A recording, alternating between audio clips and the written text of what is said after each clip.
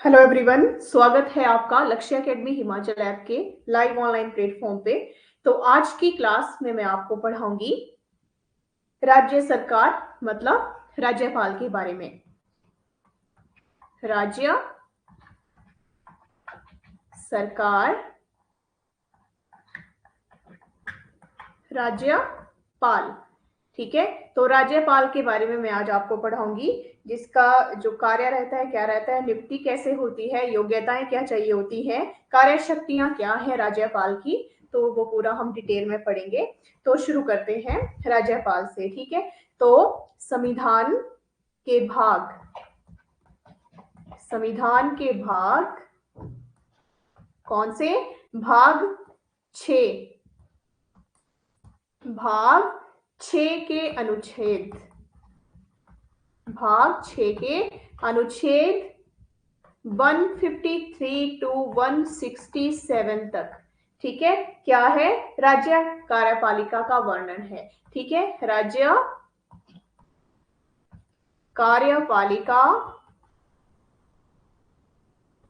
का वर्णन है। कौन से अनुच्छेद में? भारतीय संविधान का भाग कौन सा आएगा इसके लिए? भाग 6 आएगा, अनुच्छेद आएगा 153 टू 167 तक। ठीक है, तो इस तरह से यहाँ पे जो है क्या वर्णन किया गया है? राज्य कार्यपालिका का वर्णन किया गया है। अब राज्य कार्यपालिका क्या है ये भी आपको पता होना चाहिए। राज्य कार्यपालिका में क्या है? राज्यपाल और मुख्यमंत्री, राज्यपाल और मुख्यमंत्री के नेतृत्व में, मुख्यमंत्री के नेतृत्व में क्या होती है? मंत्री परिषद। क्या आती है? मंत्री परिषद आती है। ठीक है, तो इस तरह से राज्य कार्यपालिका में क्या शामिल होते हैं जो मैंने यहाँ पे आपको बताया, ये सिंपल आप इस तरह से भी याद रख सकते हैं। राज्य कार्यपालिका में जो शामिल होते हैं, जैसे कि राज्यपाल है, ठीक है, मुख्यमंत्री, राज्यपाल, मुख्यमंत्री, मंत्री परिषद, मुख्यमंत्री, मंत्री परिषद और राज्य के महाधिवक्ता, महाधिवक्ता जो होते हैं वो शामिल होते हैं। इन्हें आप एडवोकेट जनरल भी कह सकते हैं। ठीक है, तो राज्य सरकार में जैसे कि मैंने आपको राज्यपाल के बारे में पढ़ाना है, तो इसमें मैंने आपको इसकी बेसिक इंफॉर्मेशन जो है बता रही हूँ कि वो ये भी जरूरी है कि आपको पूरी डिटेल में ये पता होना चाहिए। तो ये मैंने आपको बताया कि ये शामिल होते हैं किसमें?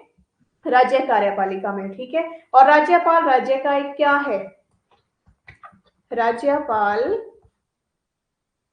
राज्य का, राज्यपाल राज्य का कार्यकारी,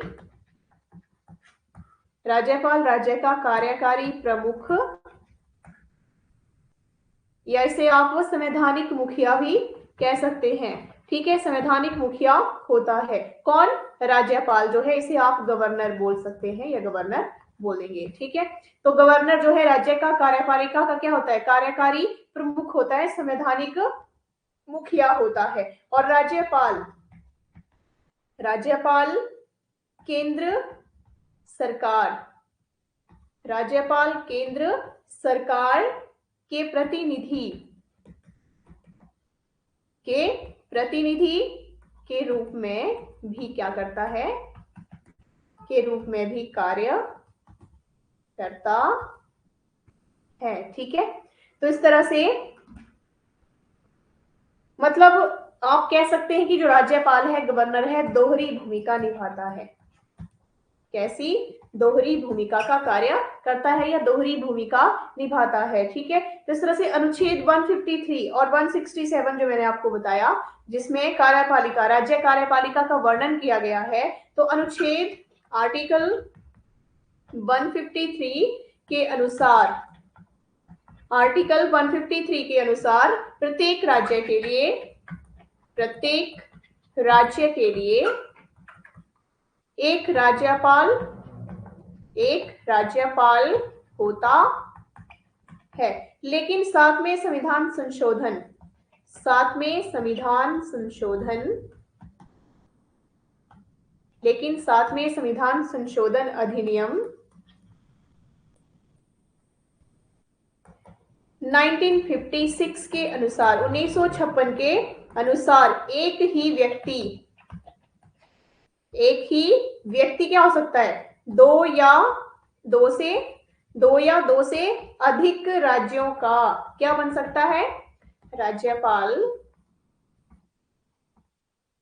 राज्यपाल हो सकता है या बन सकता है या नियुक्त किया जा सकता है।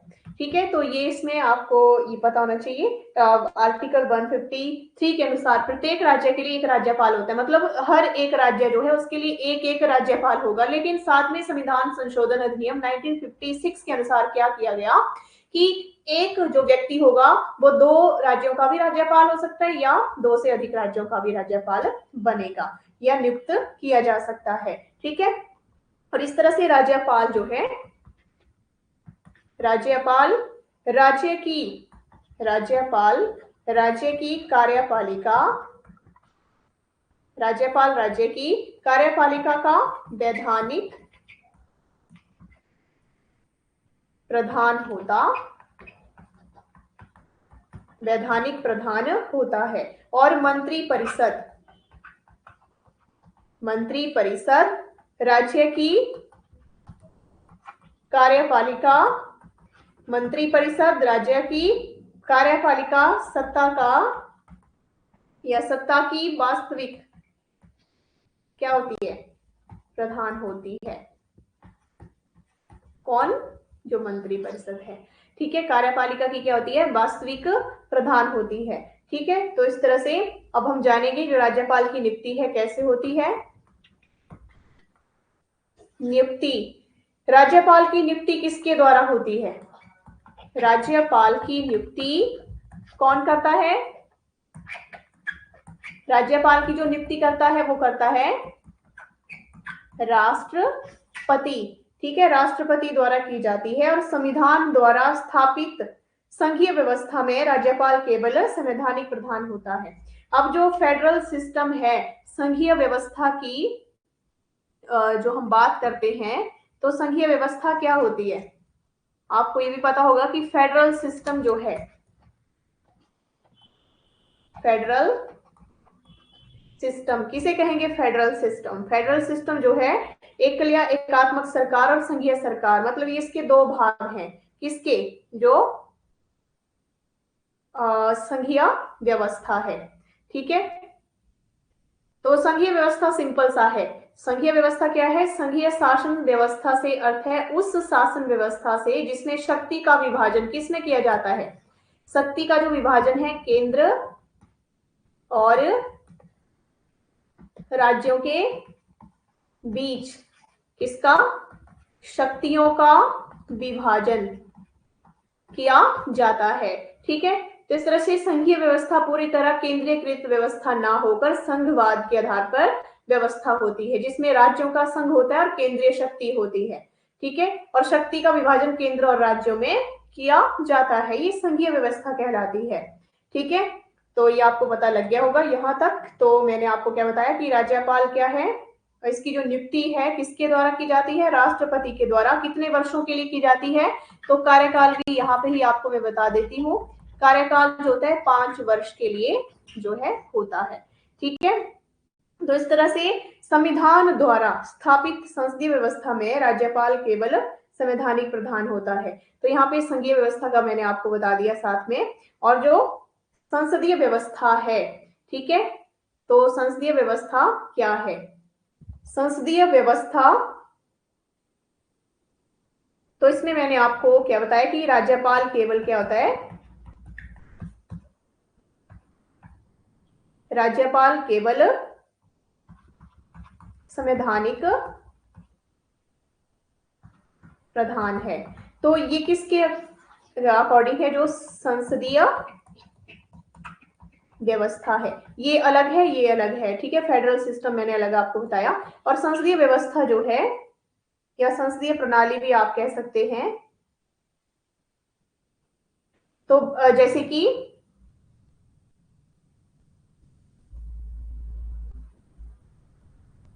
तो ये जो संसदीय व्यवस्था है लोकतांत्रिक शासन व्यवस्था की वह प्रणाली जिसमें कार्यपालिका अपनी लोकतांत्रिक वैधता विधायिका के माध्यम से प्राप्त करती है और विधायिका के प्रति उत्तरदायी होती है। ठीक है, तो ये मैंने यहाँ पे आपको क्लियर कर दिया इस तरह से। और राज्यपाल पद के संबंध में निर्वाचन के स्थान पर मनोनयन की पद्धति को भी अपनाया गया है। किसकी? जो मनोनयन है, मनोनयन की पद्धति को अपनाया गया है। ठीक है, कार्यकाल मैंने आपको इसका बता दिया कि कार्यकाल क्या होता है। ठीक है, इसके अलावा राष्ट्रपति राज्यपाल, अब राष्ट्रपति ही राज्यपाल की नियुक्ति करता है, तो राष्ट्रपति राज्यपाल को राज्यपाल को एक राज्य से दूसरे राज्य, एक राज्य से दूसरे राज्य में स्थानांतरित क्या कर सकता है? स्थानांतरित कर सकता है। ठीक है, और या स्थानांतरित भी कर सकता है या उसी राज्य में फिर से नियुक्ति या नियुक्त भी कर सकता है, नियुक्त कर सकता है। राज्यपाल अपना त्यागपत्र राष्ट्रपति को ही सौंपता है। त्यागपत्र इसके पास जाता है, राष्ट्रपति के पास ही सौंपता है। ठीक है, और वह अपने उत्तराधिकारी के पद ग्रहण करने तक अपने पद पर बना रहता है। जब तक उसका कोई उत्तराधिकारी, दूसरा राज्यपाल उसके पद पर नहीं आ जाता, तब तक वो अपने ही पद पर रहता है, जो राज्यपाल है। ठीक है, और इसकी जो योग्यताएं हैं, किसकी? राज्यपाल की योग्यताएं। तो क्या योग्यताएं होनी चाहिए? तो राज्यपाल की जो योग्यताएं हैं कि वह भारत का क्या हो? नागरिक हो, वह भारत का नागरिक हो, और उसकी आयु कम से कम, उसकी आयु कम से कम या न्यूनतम आयु भी बोल सकते हैं, न्यूनतम आयु 35 वर्ष हो।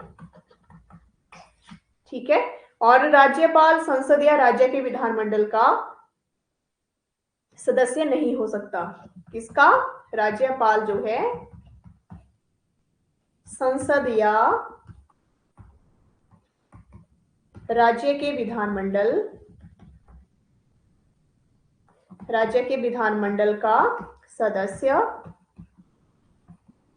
नहीं हो सकता है। और यदि वह किसी सदन, और अगर वह किसी सदन का सदस्य बन गया या सदस्य है, तो वह राज्यपाल के पद पर नियुक्ति की तिथि से उसे अपने सदन की सदस्यता क्या करनी पड़ती है? त्याग करना होगा। ठीक है, तो इस तरह से उसे किसी लाभ के पद पर नहीं होना चाहिए, ये इसमें योग्यताएं होनी चाहिए। इसके अलावा शपथ कौन दिलाता है राज्यपाल को? तो राज्यपाल को शपथ जो है संबंधित राज्य के उच्च न्यायालय के मुख्य न्यायाधीश, उच्च न्यायालय के मुख्य न्यायाधीश दिलवाते हैं, और उनकी अनुपस्थिति अगर वो ना हो तो उच्च न्यायालय के उपलब्ध वरिष्ठतम न्यायाधीश शपथ दिलाते हैं। किसको? राज्यपाल को। ठीक है, तो ये है राज्यपाल की नियुक्ति, उसका कार्यकाल और शपथ। ठीक है, यहां तक आपको अच्छी तरह से समझ आ गया होगा। इसके आगे राज्यपाल की कार्य और शक्तियां क्या रहेंगी? कार्य एवं शक्तियां, तो राज्यपाल की कार्य और शक्तियां जो हैं, जैसे कि सबसे पहले आएगी कार्यपालिका संबंधी शक्तियां। कार्यपालिका संबंधी शक्तियां जो हैं, अनुच्छेद आर्टिकल 154 के अनुसार 154 के अनुसार राज्यपाल की कार्यपालिका संबंधी शक्तियां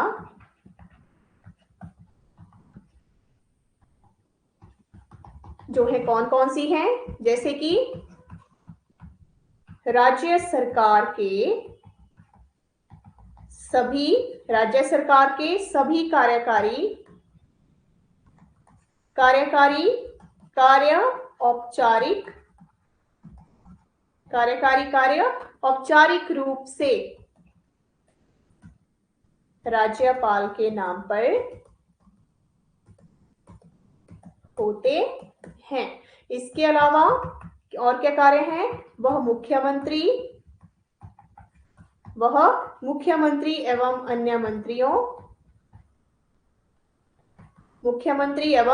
अन्य मंत्रियों को क्या करता है? नियुक्त करता है। कौन? राज्यपाल जो है नियुक्त करता है, और वे सब राज्यपाल के प्रसाद पर्यंत ही अपना पद धारण करते हैं। इसके अलावा वह राज्य के महाधिवक्ता, राज्य निर्वाचन आयुक्त और राज्य लोक सेवा आयोग के अध्यक्ष और सदस्यों को क्या करता है? सदस्यों की नियुक्ति करता है, ठीक है। और वह राष्ट्रपति से या इसके अलावा वह मुख्यमंत्री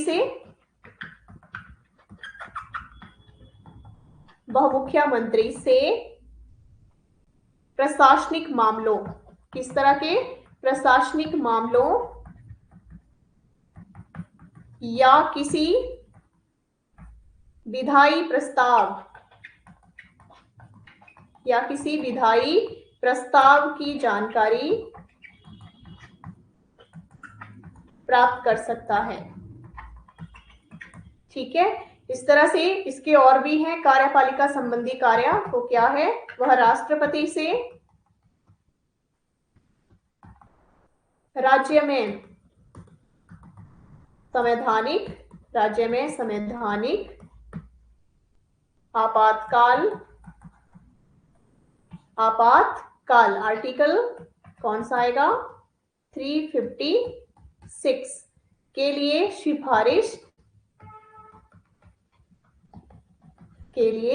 सिफारिश कर सकता है, ठीक है। राज्य में राष्ट्रपति शासन के दौरान उसकी कार्यकारी शक्तियों का विस्तार राष्ट्रपति के प्रतिनिधि के रूप में हो जाता है, और वह राज्य के विश्वविद्यालयों और क्या शक्तियां हैं या कार्य हैं? वह राज्य के विश्वविद्यालयों का कुलाधिपति चांसलर जिसको बोलेंगे, ठीक है। क्या बोलेंगे? चांसलर होता है, और वह राज्य के विश्वविद्यालयों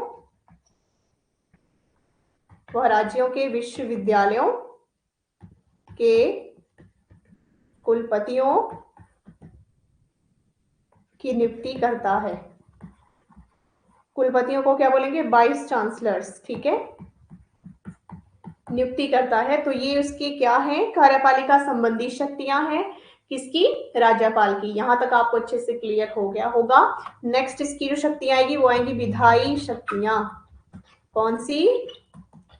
विधायी शक्तियां। तो विधायी शक्तियां जो है राज्यपाल की, आर्टिकल अनुच्छेद 174 राज्यपाल को विधायी अधिकार कौन से विधायी अधिकार प्रदान करता है। ठीक है, राज्यपाल राज्य विधानसभा का अभिन्न अंग होता है और इसके नाते उसकी जो शक्तियां हैं, विधायी शक्तियां और कार्य जो है, जैसे कि कौन से हैं, वह राज्य विधानसभा के सत्र को आहूत या सत्रवसान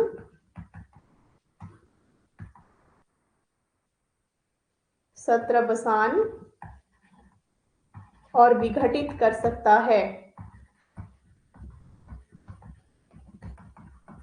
विघटित भी कर सकता है। ठीक है, इसके अलावा और शक्तियां क्या है, वह विधानमंडल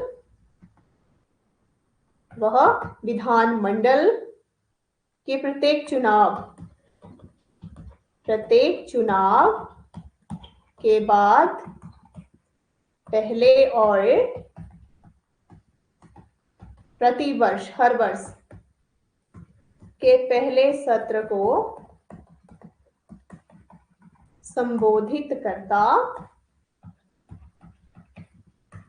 है। ठीक है, इसके अलावा वह किसी सदन या विधानमंडल के सदनों को विचाराधीन विधेयकों या अन्य किसी मसले पर संदेश भी भेज सकता है। और जब विधानसभा अध्यक्ष और उपाध्यक्ष का पद खाली हो तो वह विधानसभा के किसी सदस्य को कार्यवाही सुनिश्चित करने के लिए नियुक्ति या उसे नियुक्त कर सकता है। और राज्य विधान परिषद के कुल सदस्यों के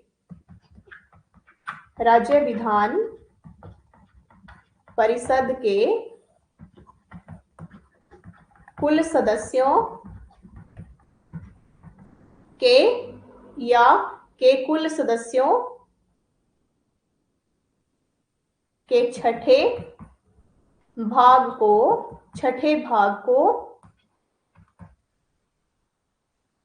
वो क्या कर सकता है, नामित कर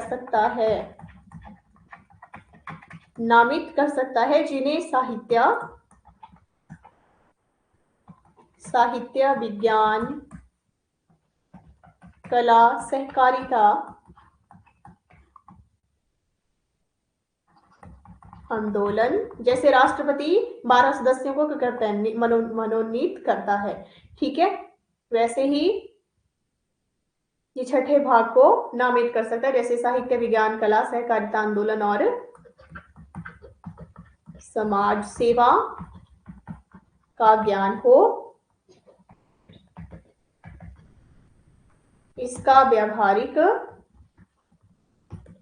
अनुभव हो। ठीक है, और यदि राज्यपाल को ऐसा लगे कि राज्य विधानसभा में आंग्ल भारतीय समुदाय का प्रतिनिधित्व नहीं है तो वह वहां के लिए आंग्ल भारतीय समुदाय से एक सदस्य का मनोनयन भी कर सकता है। इसके अलावा विधानसभा सदस्य की अयोग्यता के मुद्दे पर निर्वाचन आयोग से विमर्श करने के बाद वह इसका निर्णय करता है और राज्य विधानमंडल द्वारा पारित विधेयक को राज्यपाल के पास भेजे जाने पर वो क्या करता है, वह विधेयक को स्वीकार कर सकता, जो बिल है उसे स्वीकार कर सकता है या विधेयक को विधानमंडल के पास पुनर्विचार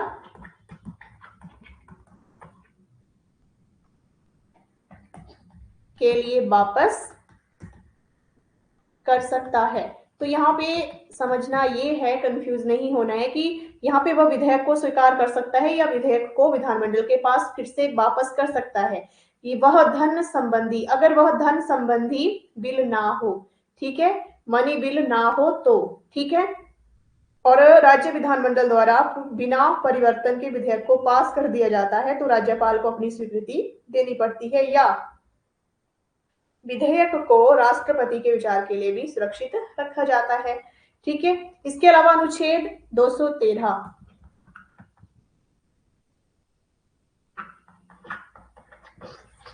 आर्टिकल 213 के अनुसार जब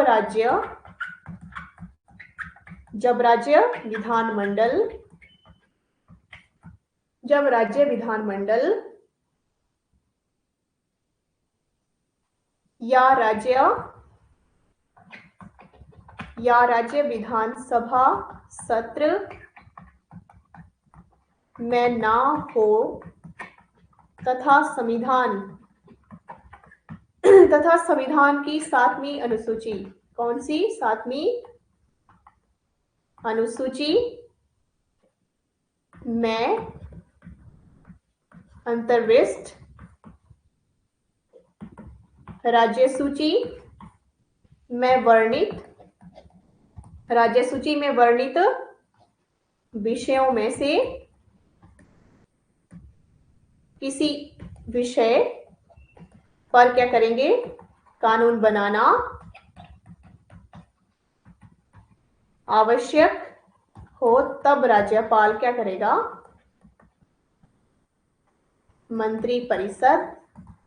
तब राज्यपाल मंत्रिपरिषद की सलाह पर क्या करता है, अध्यादेश जारी कर सकता है।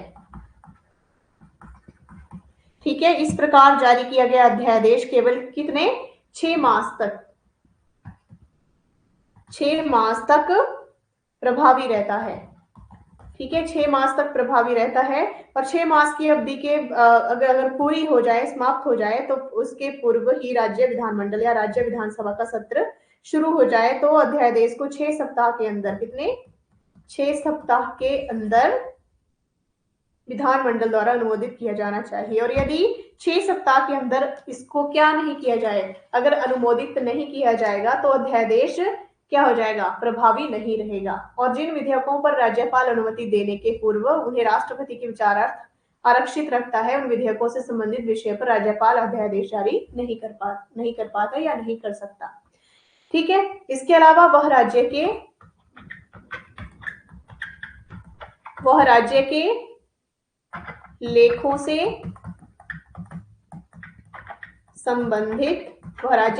से संबंधित राज्य वित्त आयोग, राज्य लोक सेवा आयोग और नियंत्रक एवं महालेखा परीक्षक की रिपोर्ट को राज्य विधानसभा के सामने प्रस्तुत करता है। किसके, राज्य विधान सभा के समक्ष। ठीक है, तो ये सारी विधायी शक्तियां हैं किसकी, राज्यपाल की। यहां तक आपको अच्छे से समझ आ गया होगा। नेक्स्ट आएगा, नेक्स्ट शक्ति वित्तीय शक्तियां। तो वित्तीय शक्तियां जो हैं, राज्यपाल की वित्तीय शक्तियां और कार्य जो हैं, जैसे कि वह सुनिश्चित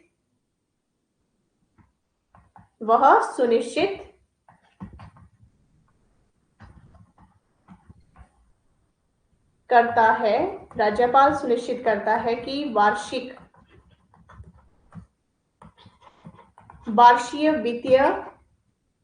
वित्तीय वितरण या विवरण, राज्य बजट जिसको बोलेंगे, को राज्य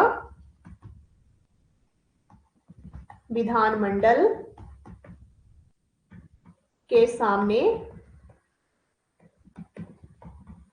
रखा जाए। इसके लिए आर्टिकल क्या आता है, 202।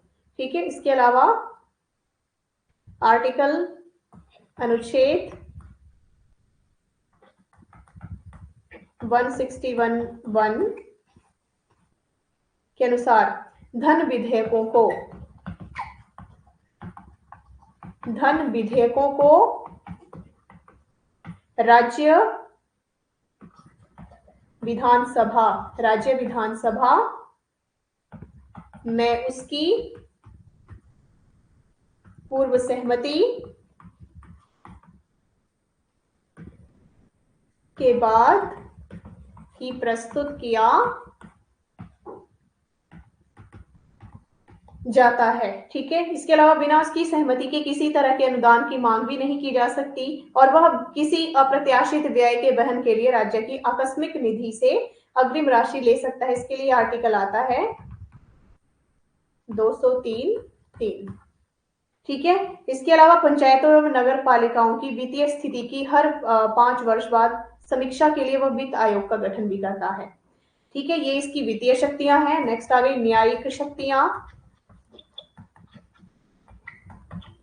कौन सी शक्तियां? न्यायिक शक्तियां। तो राज्यपाल की जो न्यायिक शक्तियां हैं, जैसे कि राज्य के राज्यपाल उस विषय संबंधी जिस विषय पर उस राज्य की कार्यपालिका शक्ति का विस्तार है, किसी विधि के विरुद्ध किसी अपराध के लिए सिद्ध दोष ठहराए गए किसी व्यक्ति को दंड को क्षमा, उसका प्रविलंबन, विराम या परिहार करने की व्यवस्था, या दंडादेश के निलंबन, परिहार या लघुकरण की शक्ति जो है होती है किसके पास? राज्यपाल के पास। और इसके लिए आर्टिकल आता है 161। किसके लिए? दोष को या जो क्षमा है, ठीक है, या प्रविलंबन,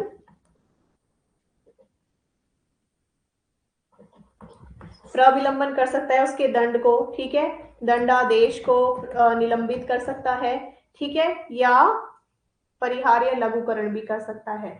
ठीक है। इसके अलावा राज्यपाल राज्य उच्च न्यायालय के साथ विचार कर जिला न्यायाधीशों की नियुक्ति, स्थानांतरण और प्रोन्नति भी कर सकता है। इसके लिए आर्टिकल 233 आता है। तो ये जो है न्यायिक शक्तियां हैं। इसके अलावा उसके विवेकाधिकार जो हैं, संविधान द्वारा राज्यपाल को विवेकाधिकार जो है प्रदान किए गए हैं। जैसे कि इसमें क्या आएगा? मुख्यमंत्री की नियुक्ति, क्या आएगा? मुख्यमंत्री की नियुक्ति आएगा, ठीक है। और दूसरा आएगा मंत्री परिषद को भंग करना, ये आएगा इसमें विवेकाधिकार में। तो मुख्यमंत्री की नियुक्ति सिंपल सा है कि यदि विधानसभा में किसी भी दल को स्पष्ट बहुमत प्राप्त नहीं है, तो किसी भी व्यक्ति को कई दलों का समर्थन ना प्राप्त हो, कई दलों के गठबंधन ने मिलकर चुनाव में बहुमत प्राप्त ना किया हो, तो राज्यपाल मुख्यमंत्री को नियुक्ति करने में अपने विवेक का मतलब विवेकाधिकार का वो प्रयोग कर सकता है। ठीक है। और मंत्री परिषद को भंग करना, तो मंत्री परिषद को भंग करना मतलब जब राज्यपाल को मंत्री परिषद को भंग करने का अधिकार प्राप्त है, तो कुछ स्थितियों में जो है वो मंत्री परिषद को भंग कर सकता है। जैसे कि जब राज्यपाल को विश्वास हो जाए कि मंत्री परिषद का विधानसभा में बहुमत नहीं है, या जब मंत्री परिषद के विरुद्ध विधानसभा अविश्वास प्रस्ताव पारित कर दे और मंत्री परिषद त्याग पत्र ना दे, ठीक है, तो वो उसे भंग कर सकता है। तो ये जो आपने पढ़ा सारा, ये किसके बारे में? राज्यपाल के बारे में आपने पढ़ा, उसकी शक्तियां जो है वो मैंने आपको पढ़ाई। तो इस तरह से ये कंप्लीट हुई क्लास। ठीक है। तो मैं आपको एक बार फिर से बता दूं, अगर आप हमारे लाइव ऑनलाइन कोर्सेज जो है कोचिंग बैचेस ज्वाइन करना चाहते हैं, तो इसके लिए आप लक्ष्य अकेडमी हिमाचल ऐप को डाउनलोड करें, या अगर आप जो है संपर्क करना चाहते हैं, तो उसके लिए आप 8894592402 पे कॉल या व्हाट्सएप कर सकते हैं। ठीक है।